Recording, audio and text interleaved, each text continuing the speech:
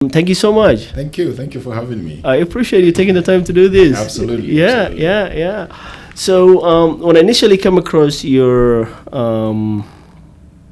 profile, I saw a lot of accomplishment. Excuse me, especially in the education side of it. Yeah. Let's start from that. In your background, and tell us a little bit more about your early life that kind of sort of shaped the avenue that you take in life. Yeah, absolutely. I'm born and raised in north central Nigeria. I'm one of the minorities from Nigeria, as you all know. I mean, as Africans, we have the three major languages and the more than 250 different tribes. So I belong to one of the minority tribes. Each tribe has its own language, right? Yeah. Oh, okay. absolutely. Okay. But from the western part of Nigeria, you speak Yoruba. I mean, it's predominantly Yoruba. Okay. And the east Igbo and the north Hausa. So I speak Hausa as a matter of fact. Okay. But even though Hausa is not my language, but growing up in northern Nigeria, which Hausa is basically the dominant language. Okay. It's like most 90%, 95% of people in northern Nigeria speak Hausa. So I speak Hausa. I left Nigeria in the early 2000s. I think I got to the US in 2003. Okay. I had my earliest educational background from Nigeria, secondary school, first degree, bachelor's in Nigeria. Then I moved to the United States and went to one of all places. I came to the United States and I landed in Kentucky, Lexington, Kentucky. Louisville. Okay. Kentucky. Then from there I proceeded to Chicago, where I went to school in Chicago, and I got a master's from Loyola University in Chicago. I was in Chicago for a couple of years, I think about 12, 13 years. Okay. What did you study there? Social justice and community development. Okay. My undergrad, I studied philosophy and religion. So I have a background in philosophy and religion. And at some point I was thinking, what am I going to do with my life? Should I get into the religious realm? I was just thinking on that, but philosophy, religion, whereby, then after that, I proceeded to Loyola University where I studied social justice. I'm all about, my own thing is about justice, community, social justice is what I'm all about. The word justice, I feel like it doesn't exist in Africa. Well, it does. I mean, I feel like that's difficult to unpack. Yeah, you know what I mean? It is. So, then after that, I was thinking, at some point after my master's, I was should I go? I had this urge to study law. Okay. So after my master's program, I decided to go to Loyola Law School to basically inquire. I started studying the LSAT and everything. Okay. But one of the things that really stopped me was when I went there to inquire, look at the tuition was, wow, it's too expensive. Then I decided to go to get into a PhD program. Okay. I went here in Ohio. Yeah, I went. No, my school is in Cincinnati. Okay. I went to Union Institute. Okay. Union Institute and University in Cincinnati, Ohio, and everything was done online. Gotcha. But you go to Cincinnati twice a year for residency. Gotcha. Then you come back and do all the coursework online. Okay. I graduated in 2018 with a PhD in public policy and social change. Nice, congrats. Social justice, social change. So I'm all about the society. I'm all about seeing equality and social change. Nice. But on early childhood, did you always had on early childhood, hey, this is the route that I wanted to go in terms of education, or what sparked? Because a lot of people have sparked from young age, to kind of sort of, and some people just end up by accident. Yeah, I can tell you that I'm thinking about it, in my entire extended family, from my father's side, I can say I'm the only one that has a PhD. Of course, my mother's side, you have doctors and professors, and and I hung around most of my uncles from my mother's side. So I think part of it is the inspiration I got from my uncles. Somewhat influential in that end. You know, sometimes knowingly or unknowingly. I just want to be like this guy. I want to be like this man. You know, values that is being instilled by your parents, especially my mom. You know, she's keep instilling the values of, you know, helping people. You know, and you know, growing up in an African, the typical African community is a communal. You know, we live a communal way of life. You know? I don't think if I see my brother in trouble, I'll just turn a blind eye.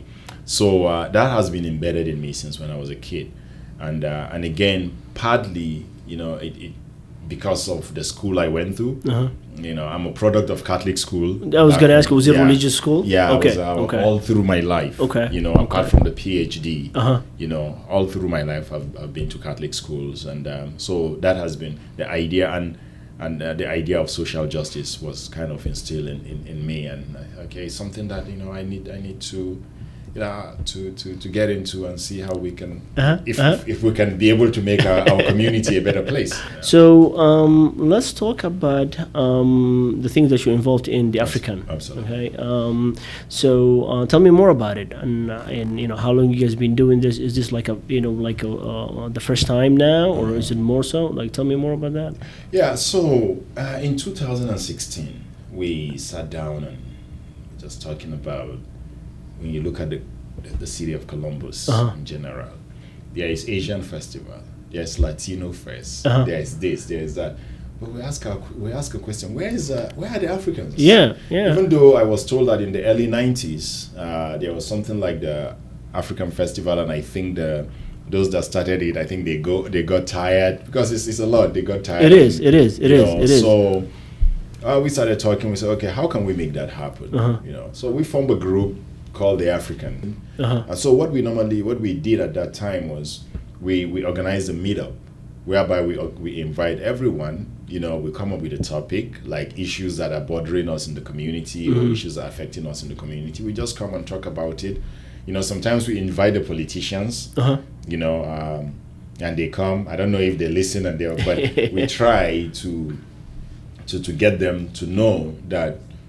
There's a need for that. There is a need, and most of the time we are being lumped into one category as African Americans and Africans, but we all have unique issues. Right. Yeah. Our issues are all unique, and we're different. Yeah. You know, you as a Somali, you have a unique perspective about things. I have a unique, but the diversity is our strength in a way. Absolutely. But at the same time, we are unique in our own different ways, and our experiences are different.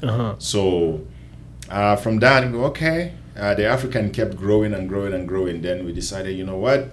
Maybe it's time to have the Columbus African Festival. Yeah. And, so we had our first festival in 2019. Okay. You know, at Innis Park. Okay. You know, I could remember vividly. I can still picture that day. And we're okay. Is it gonna happen? Is it not gonna happen? And I remember saying to the group members, the planning committee members, I said, it's gonna be.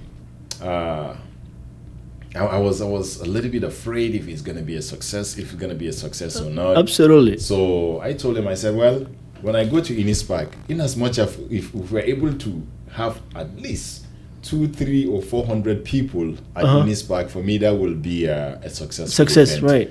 To my greatest surprise, I turned around. We said the event was starting at noon, and you have to factor some, some logistic issues. 12, but we were able to start at 1. As soon as I got there, the number of cars and the number of people I saw, I can tell you our first event we had because we gave all these wristbands. We had about 1,000 people in this park at the first time.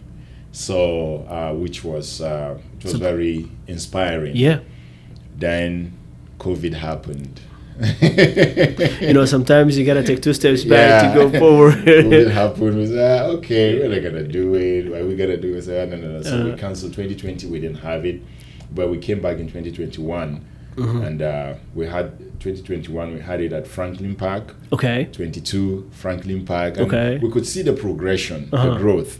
And we are, no. Franklin Park. And there were some issues at Franklin Park too because of parking. People cannot, basically finding it difficult. Yes. So, and we decided to take this bold step. We Okay. said, you know what? We're going to Genoa Park. Okay. Genoa Park downtown. Yeah. Next to coastside. Yeah. So we had it last year at Genoa Park, and usually we had it for a day. It was Okay. just a day's event. So last year we started 2 days. It is now a 2-day event, Saturday and Sunday. So we had it for 2 days last year, and this year we're heading back to Genoa Park, and it's going to be July 27th and the 28th. But this year we're doing something different too. It's the issue of growth. Yeah. It seems like, I mean, right now, there's more people that are really looking forward to it. Absolutely. And certainly, I'm looking forward to Absolutely. it. Yeah. Absolutely. Yeah. That's the main. That is the main idea. But we decided, you know what? Instead of just having a family event and having music, dance, we should add another component to it. Okay. So we decided on the 26th, we are gonna do a business forum. Okay. Business forum. The idea of the business forum. Yeah. Tell me more about that. Yeah. So what the idea is, just like the idea of the Shark Tank. Okay. You look for a solution to a problem in an African community in Okay. Columbus, Ohio. Okay. Let's say, for example, the Somali community. And you come up with a solution. Uh-huh. So we're going to have judges. Uh-huh. We're going to have judges. So they will be the ones to judge the first. I cannot remember exactly the amount that the first place is going to get, or the second and third. I think up to fifth. So you get the judges. Once they're able to choose who has the best idea, then you get some monetary incentive to go and fix that problem, to come up with a solution to the problem. But that doesn't stop there. We're not just going to give you money and say, Right. "Go solve the problem." Yeah. We have to make sure that is done and also sustained. So and that's another way of encouraging. So people will register and they will come out and present their ideas. So there's a few judges that will judge and all of that. Yeah. So then, what is the monitoring process in terms of like, okay, hey, we think we love your idea. We want to go ahead and give you some money to work on it. Then what is the next level? Will they be paired up with somebody that is going to guide them through? Yeah, there's a team. There's a team that excellent. there's a team that does that. That will be Gotcha. looking into that and making sure that that is being done. Absolutely. Yeah, the most important thing is making sure that it's sustained. Yeah. I mean, Africans, if you think about it, the entrepreneur is what drives individuals and what drives like the whole community. People who like kind of sort of, if you think about it, immigrants drive this country. Yeah, they do. Yeah. And from low to all the way to high, if you think about it, and we don't want to miss out. Absolutely. Yeah. I was at the Africa Day celebration. I'm part of the organizers of the Africa Day at the City Council. So we're there on Thursday because we decided to do it earlier this year. Okay. Africa Day is the 25th of May every year. Okay. But and I was listening to one of the city council members. Okay. And he said, he gave a stat. He said, listen, Africans in Columbus, the amount of what do we call it now? The taxes that the city normally gets from every year is $173 million from just Africans. Oh, okay. Africans in the city of Columbus. So, talking about driving the economy. Integral part of the economy, especially in the city. Yeah. So so what do we get back? That's a very good question. Yeah, I think we have to be pushing for something too. We really do. Those are like questions that are honest and really deserve like some answers. Absolutely, we cannot just sit down. We have to push. If you don't ask, you're not going to get anything. No, absolutely. 50%.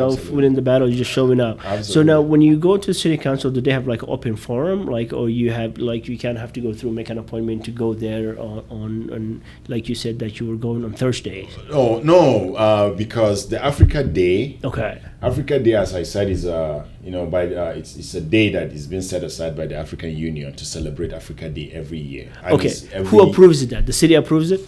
So last year, the city decided that they want to start Africa Day. So they decided. They Yeah. decided, okay, Okay. you know what, we need to start Africa Day, and we just want to recognize Africans and the work that they do. And because of that, so the city council approved.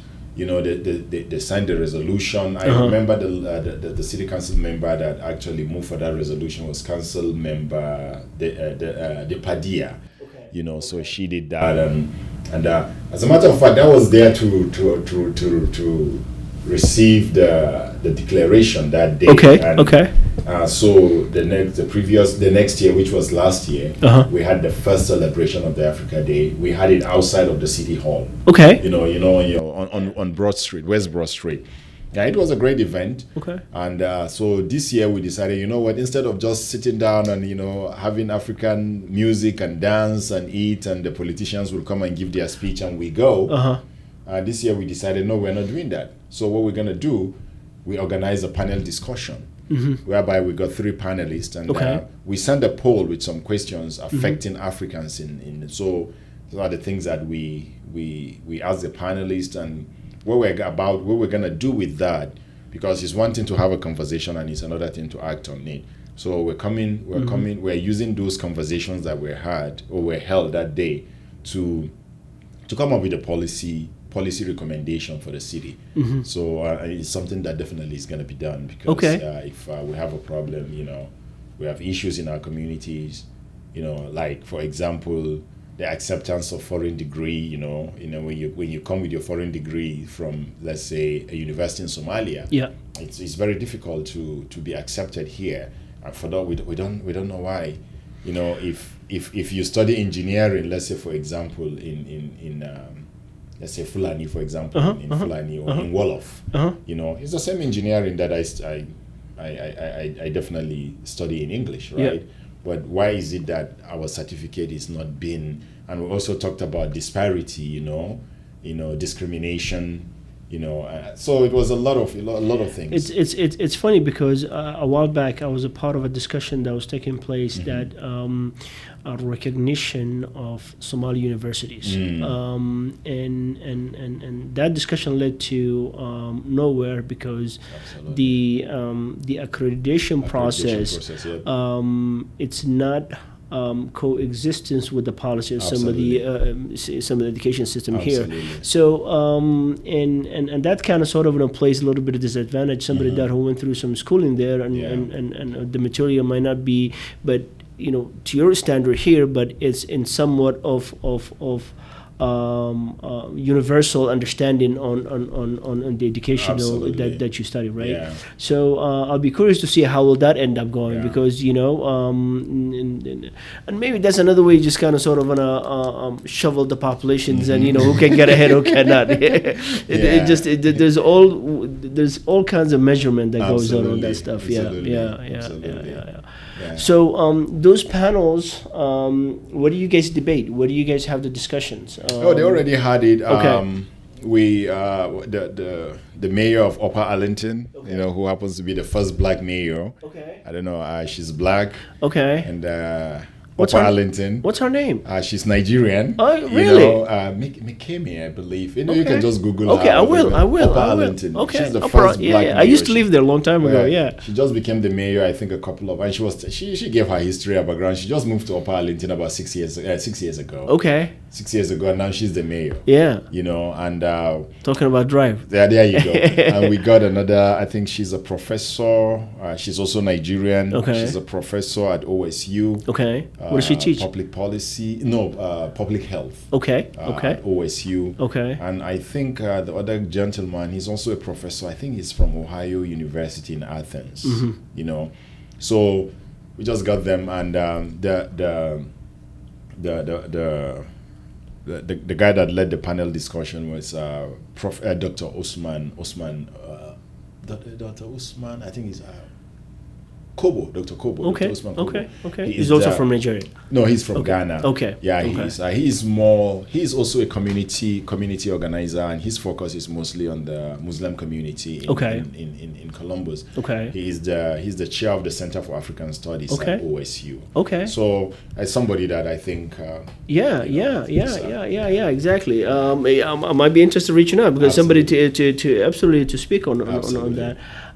So let's talk about the roles and responsibilities of this upcoming festivals. So tell me more about in terms of how many people do you guys think you're expecting? Our goal is to have more than 10,000 people. Oh wow! Yes, that's a lot. Because that's the reason why we went to Geneva Park for the first for the first time. You know, we really want to make sure that the voices and showcasing African culture to not just you're showcasing African culture, you're not showcasing it to Africans. Right, you're showcasing it's another way of teaching people what African culture is, and it's diverse. When we say African culture, Ghanaian culture is completely different from Nigerian culture, Egyptian culture, Algerian culture. Big time. Going back to your question, we're looking at almost possible about 10,000 people. So how much is the city going to help in terms of in facilitating and kind of sort of making sure that the safety of it and all that stuff? So for the past 3 years, I think, for the past 3 years, we've gotten good support from the city council. Okay. Because our argument is we're not doing it for ourselves. It gives a different perspective about Columbus, of Columbus as a city. So they've been helpful in terms of helping with some funds, and secondly, Department of Parks and Recreation, they're also helpful in making sure that everything goes well. So in terms of that, I think the City Council and Parks and Recreation, we've gotten a considerable amount of support from the City Council. Okay, excellent, and thanks to them. Absolutely, thanks to them, and shout out to the City Council. Absolutely, shout out to all of them. So I mean, this is well needed for the African community, and I hope this is something that we can continue to do that in years to come. Absolutely, years to come, and I can just see in my mind ideas in terms of how the community will benefit. But I want to ask you that question. How will the community benefit this? Apart from it's a lot of benefits for the community. One, as I said, is a family event whereby you come and mingle and meet people. Connections and also just have it's an environment for you to relax. And all of our vendors, we've been strategic. Okay. All the vendors are African vendors. Okay. That's another way that the vendors can also benefit. As a way we're also trying to boosting our African economy. Okay. And apart from showcasing our attire and everything.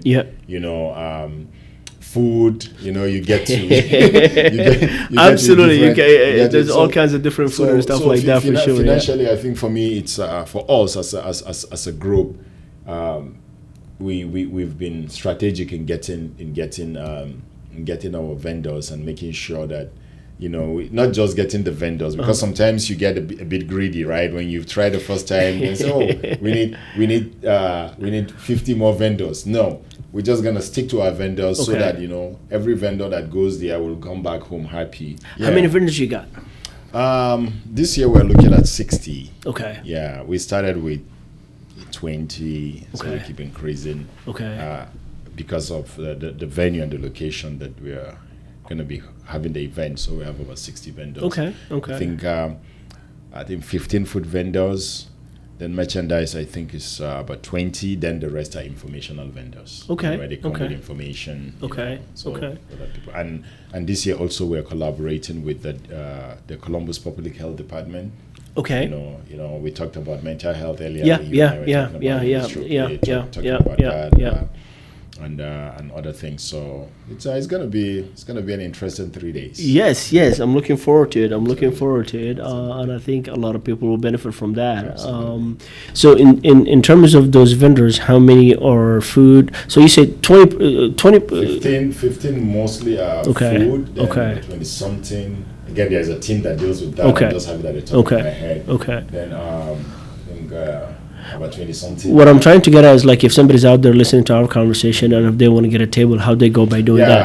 Actually, It's too late now. No, it's not too late. You can just go to www.columbusafricanfestival.com. Okay. As you find all the information for vendors there. Okay, yeah. You know, and again, as I said, we're African centered. Yeah. We're not trying to discriminate against anyone, but at the same time, we're showcasing African culture. Right.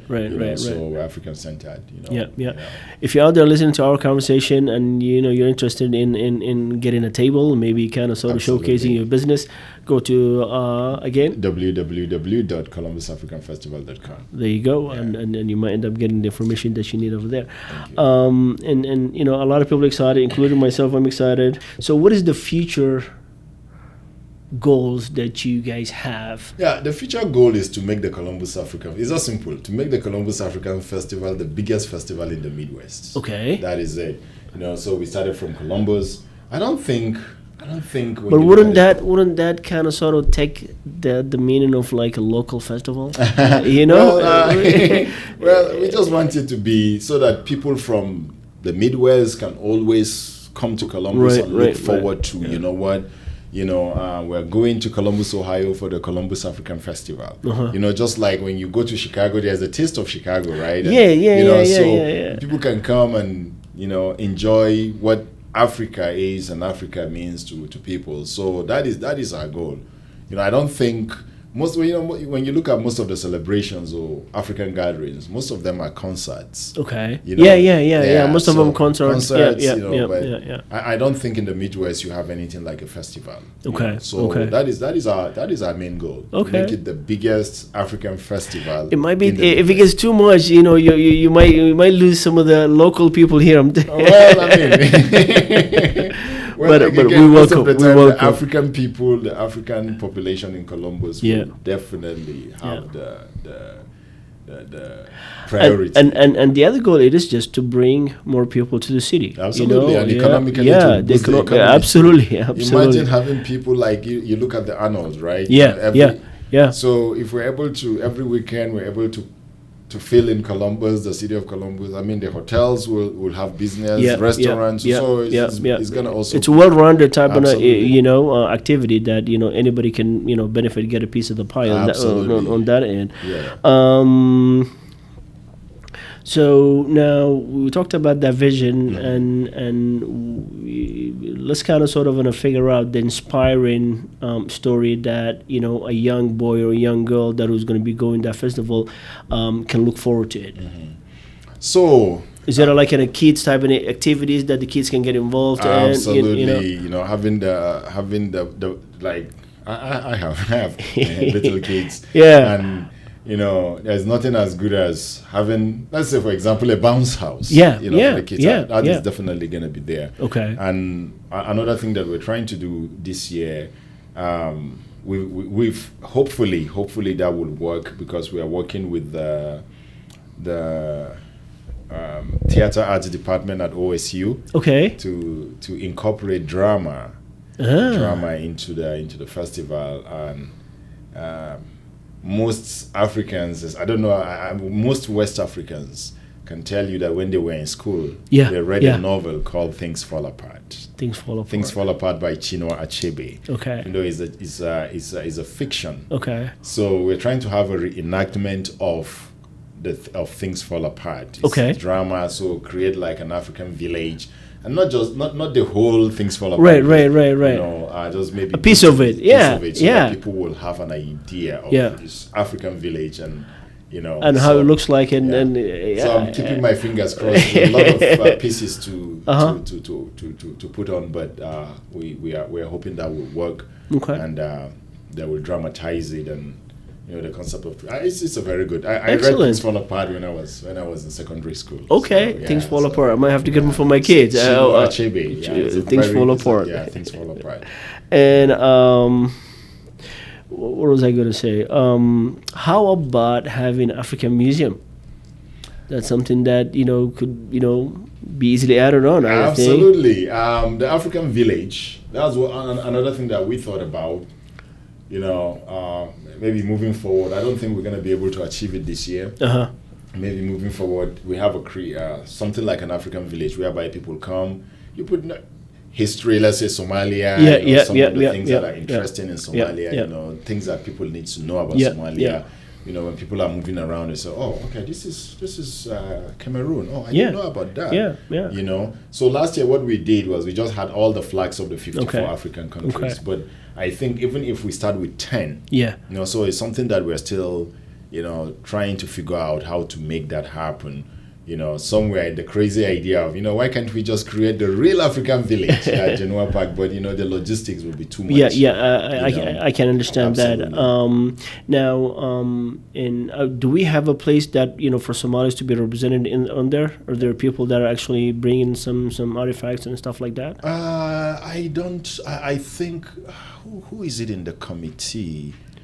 I'm not really sure. Okay. But last year, I know we had not artifacts. But I mean, if we can have the artifacts, if you know anyone, we would definitely. But and in terms of the representation, one of the things that in the past we've been dealing with is we really need the representation of the Somalis. But I can tell you this: when we started the idea of the Columbus African Festival, we had 3 Somalis in the group. Oh, okay. Yeah. Do you know what their names are? I know Ali. I can't remember his last Ali name. is like John, man. Yeah, he plays soccer too, right? Ali. Ali. No, there's a lot of Ali. Is what I'm trying to say. what's Ali his is like name? What's his it's like last average name Ali. Just like John. It's like John. Then, Burhan is. Yeah, I know Burhan. I got to meet Burhan through Ali. Oh, And okay. there's this lady. What's her name? At some point, I heard that she moved to Somalia. Okay. Oh my God, I forgot her name, but it will come to me. Okay. So they were part of the initial discussion and all that stuff. Initial conversation. Okay. And I think they were part of the first one. So at some point people move on. Move on. And I absolutely. know that the young lady, I at that point I heard that she moved back to Somalia, but that she's back. Basically now I heard that she's in Wisconsin. Oh, okay. Anyway, Okay. I'm trying to remember her name, but so we really need. We're trying to be all inclusive. Of course. It will. Yeah. It is something for all of us. Yeah. Her name is Uba Ali. Uba Ali. Okay, it finally came to you. I know Burhan, but I don't know Uba and I don't know Ali. Maybe Ali, if I know his last name, maybe if I know in some other ways, maybe I think might they be used to able organize the Somali soccer. Yeah, there's a lot of soccer competition that goes on throughout the city. Different groups that start on, but I know the one from Minneapolis people come from. So that's one thing that's big. It's good stuff. What are you guys doing? I'm really looking forward to the festivals. And then hopefully this will be like success for the long run. Absolutely. Any last words? Anybody that was listening to us? I just want to say, first of all, thank you for having me. No, thank you for taking the time. I appreciate it for sure. What we're doing, the main aim for us is to make sure that, we have African representation in the city of Columbus. Yeah. And the festival is for everyone. Yep. The hope is, as I said at the beginning, we're collaborating with the Ohio Ghana Festival. The hope is for us to have all 54 African countries represented in the Columbus African Festival. This is for us, as Africans, to showcase who we are as a people. There's a lot of misconception out there about us, but as Chimamanda would say, there's a danger to the single story. So we have to learn to tell our stories ourselves, and that is what we're doing, because no one is going to do it for us. So we look forward to having everyone. It's not just for the West Africans or the South Africans or the East Africans. It's African. It's all about the African culture, and we look forward to having everyone on the 27th and the 28th of July. Genoa Park. All right. Sounds good. We'll leave it at that. Thank you so much. much for your Thank time. you. I Thank you appreciate so it. much, Thank you. Alan. I Thank you. appreciate it. Thank you. Thank you. Thank you. Yeah. Let's leave it at that. That was great.